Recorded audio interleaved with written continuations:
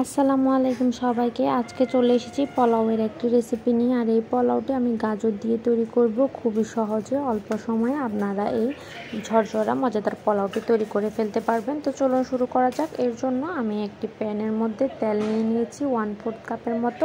এরপর দিয়ে দিব পেঁয়াজ কুচি আমি 3/4 কাপ দিয়েছি। এরপর পেঁয়াজগুলোকে নরম হওয়া পর্যন্ত ভেজে নেব।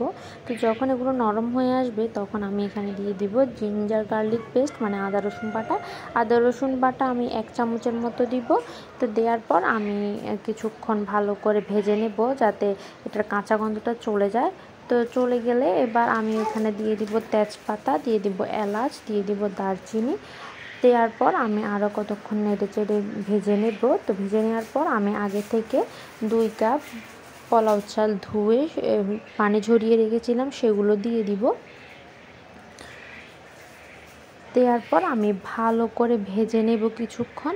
আপনারা যত ভালো করে ভাজতে পারবেন আপনাদের পোলাও কিন্তু তত ঝরঝরা হবে। এই দিকটা সবাই খেয়াল রাখবেন। পোলাও চালটা কিন্তু ভালো করে ভাজতে হবে, না হলে কিন্তু পোলাওটা ভালো হবে না বা ঝরঝরা হবে না, ভেজা ভেজা থেকে যাবে। তো এই জন্য আপনারা ভালো করে ভেজে নেবেন। তো ভেজে নেওয়া হয়ে গেলে আমি এখানে দিয়ে দিব গাজর আমি 1 কাপের মতো দিয়েছি। তো দেওয়ার পর আমি আরও কিছুক্ষণ ভেজে নেব গাজরটার সাথে চালগুলো। তো ভেজে নেওয়া হয়ে গেলে আমি এবার দিয়ে দিব ফুটন্ত গরম পানি। আপনারা ঠান্ডা পানি দিতে যাবেন না, ঠান্ডা পানি দিলে কিন্তু পোলাওটা ভালো হয় না। তো 1 মিনিট ধরে ভেজে নিয়েছি গাজরের সাথে চালগুলো। তো ভেজে নেওয়া হয়ে গেলে আমি এখানে দিয়ে দিচ্ছি ফুটন্ত গরম পানি এখানে আমি 4 কাপ দিব।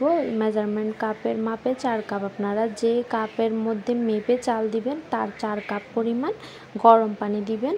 তো দেওয়ার পর আমি ভালো করে মিশিয়ে নিব পানির সাথে চালগুলো।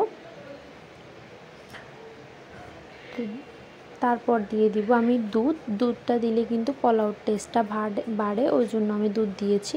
দুধ আমি 1/4 কাপ আর লবণটা স্বাদ মতো দিয়েছি। দেওয়ার পর আমি ঢাকনা দিয়ে ঢেকে 4 থেকে 5 মিনিটের মধ্যে হাই ফ্লেমে রান্না করব। তো যখন এরকম পানি শুকিয়ে আসবে একেবারে, তখন আমরা একটু নেড়ে চেড়ে এটার মধ্যে দিয়ে দিব কাঁচামরিচ দিলে কিন্তু ফ্লেভারটা অনেক স্ট্রং হয় পোলাওয়ের, এই জন্য কাঁচামরিচটা দেয়া। আপনারা না কেটে গোটাও দিতে পারেন কাঁচামরিচ, যেহেতু আমাদের ঝালের দরকার নেই, ফ্লেভারের জন্য কাঁচামরিচটা দেয়া। তো এরপর আমি ঢেকে দিয়ে আমি 7 থেকে 8 মিনিট লো ফ্লেমে রান্না করব। তো 7 থেকে 8 মিনিট পর দেখতে পাচ্ছেন আমার পোলাওটা কিন্তু একেবারে সিদ্ধ হয়ে গেছে আর অনেক ঝরঝরাও হয়েছে। ঠান্ডা হলে কিন্তু আরও অনেক ঝরঝরা হয়ে যাবে। গরমে আপনাদের সার্ভ করে দেখিয়ে দিচ্ছি আমি। এটা দেখতে যেমন সুন্দর হয়েছে, খেতেও কিন্তু মাশাআল্লাহ অনেক ভালো হয়েছে। বিয়ে বাড়িতে বা অতিথি আপ্যায়নে এরকম গাজরের পোলাও যদি বানিয়ে দেন তাহলে কিন্তু আপনার অনেক প্রশংসা হবে। তো আমি একটা সার্ভিং প্লেটের মধ্যে নিয়ে আপনাদেরকে দেখিয়ে দিচ্ছি গরম।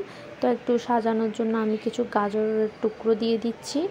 আমি কিউব করে গাজর কেটে সাজিয়ে দিচ্ছি। তো আজকের রেসিপিটা যদি ভালো লেগে থাকে ভিডিওটা শেয়ার করে আমার পাশে থাকবেন, আর আপনাদের কেমন লেগেছে তা কমেন্ট করে জানাবেন। আজকের মতো এই পর্যন্ত। আল্লাহ হাফেজ।